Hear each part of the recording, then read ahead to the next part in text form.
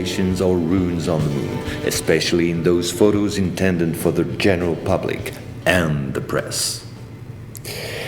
In June 1965 has appeared this in a satellite report in the area of Deception Islands, south of Argentina. The Russians tried to sabotage the refloating operation in vain, despite the violence of the confrontation. The flying object was finally brought back to Edwards Air Force Base in California.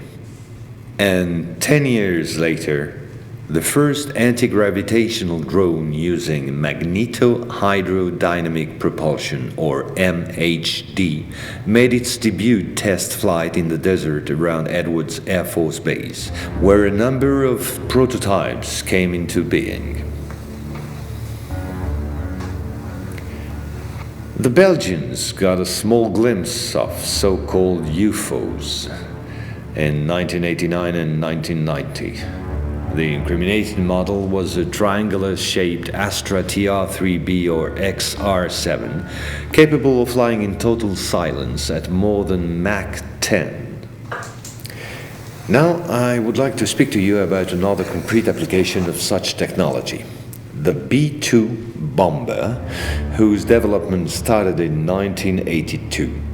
The official B-2 stealth bomber, which flew for the first time in 1989, was to serve as cover for another unconventional B-2 to be built in parallel.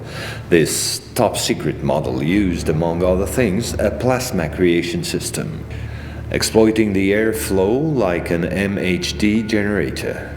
This system produces ionization of the air around the B-2, thereby suppressing air resistance while ensuring total invisibility for any type of radar. This nuclear bomber has flown for 15 years now at more than Mach 10. It can fly around the Earth in just a few hours without being seen.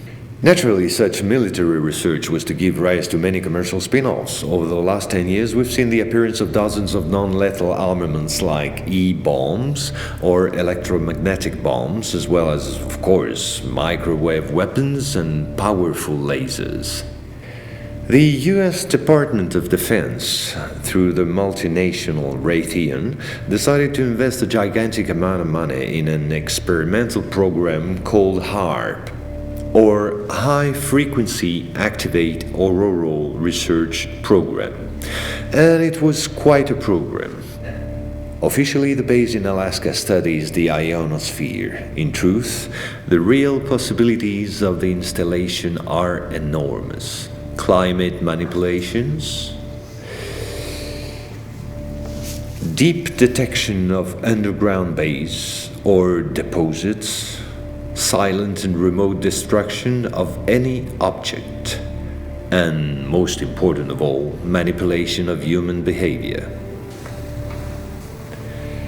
So, in 1996, a Russian satellite discovered in Antarctica the almost intact wreck of an immense spacecraft, revealed by the melting of the glaciers.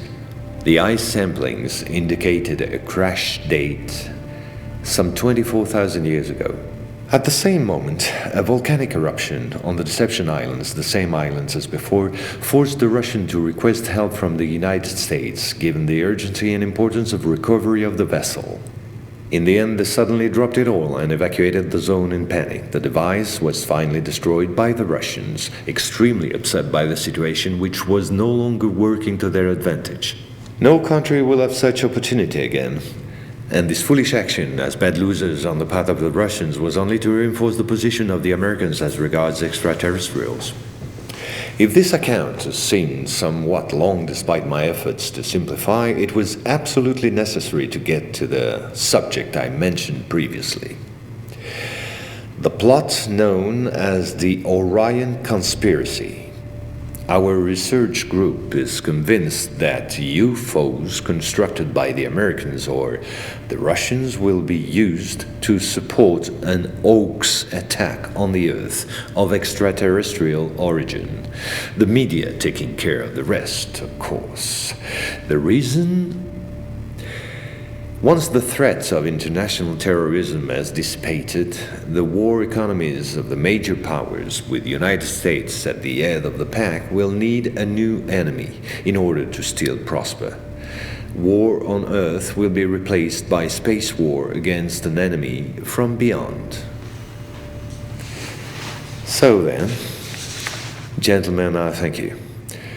A complete report will be handed to you at the exit. As for me, I'll see you again soon for a second update on a quite different subject. Gentlemen.